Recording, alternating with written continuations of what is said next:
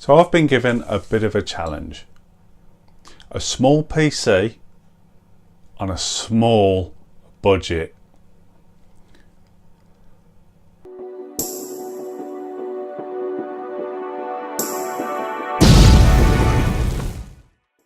Hi guys, how you doing? So recently I've been given a bit of a challenge by my parents. They want a new PC, but there are rules. It has to be small. It has to be cheap. It's only got to be for emailing, bit of web browsing, doing some online shopping, online banking. So I've got about £220 to spend, which at today's rate is probably about $275, something like that. But there is one more rule. All the parts have to be brand new. No seconds, no used parts, no spares left over from anything else. All brand new.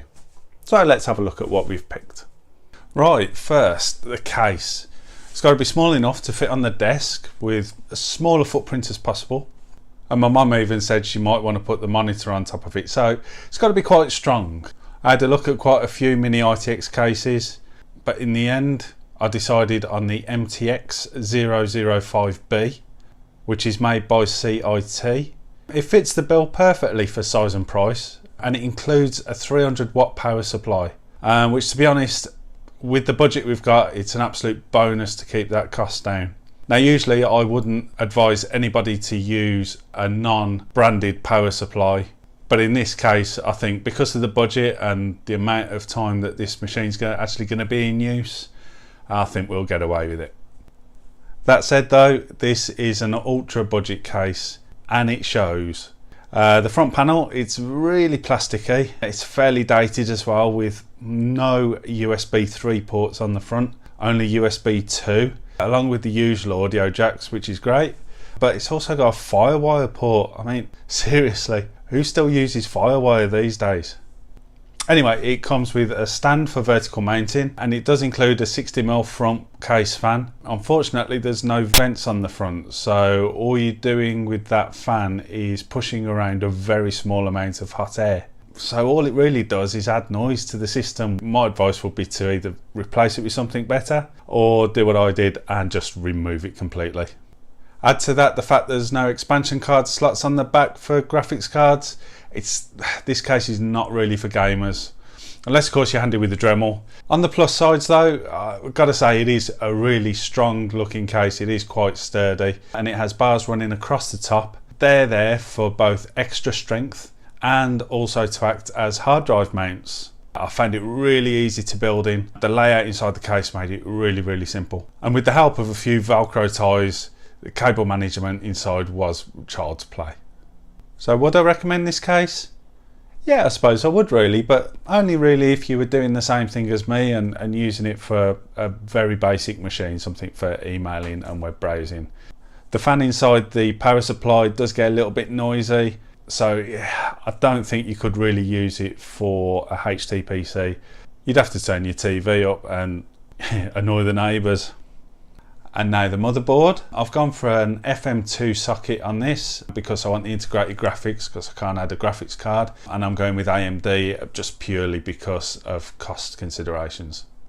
So what we've gone for is an ASRock A68M ITX. The board itself has two DDR3 DIMM slots, two fan headers, four SATA 3 ports. Then on the back it has two USB 3, 4 USB 2, 7.1 audio, HDMI, DVI and VGA outputs. This one doesn't come with Wi-Fi, but it doesn't really matter, as this is only going to be connected directly to the router anyway. One thing I did come across with this board is it does have an 8-pin CPU power connector. Now the power supply that was included with the case only has a 4-pin. But that's not a problem. The system will still run fine if you only use 4 out of the 8 pins, and it tells you in the manual which ones to use. For the processor, I've gone for an AMD A6. We were looking at the 5400K, but it was only an extra $5 to get the 6400K instead and run a little bit faster. Not that it's really needed, but just for that little bit of extra performance. So the 6400K is a dual core APU. It's got a decent clock speed of 3.9 and 4.1 gigahertz base and turbo, and it runs at just 65 watts, so nicely power efficient too, which will definitely please my mum. For the RAM, it's got to be DDR3 as we're going for an AMD build, and I've chosen one 8GB stick of Corsair XMS3. We don't need any more than that, but I'd say 8 is the very minimum for any setup these days.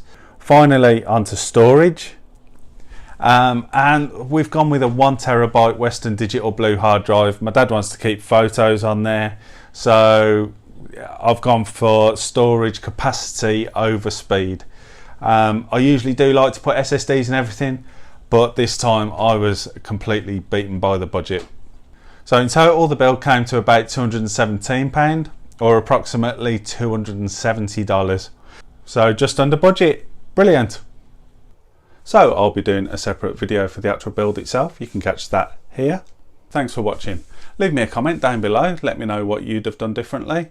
I'll leave links to all these products in there as well. Leave us a like if you like this video, and don't forget to subscribe, and I'll see you later.